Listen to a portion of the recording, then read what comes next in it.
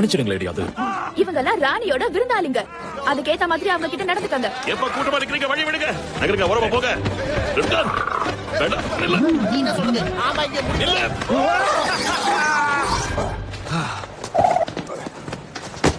ஓட தெரியல. ஓட தெரியல.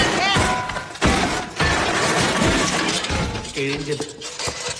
தோப்பியை நான் எடுத்துட்டு வரேன். OneTamilMV.work.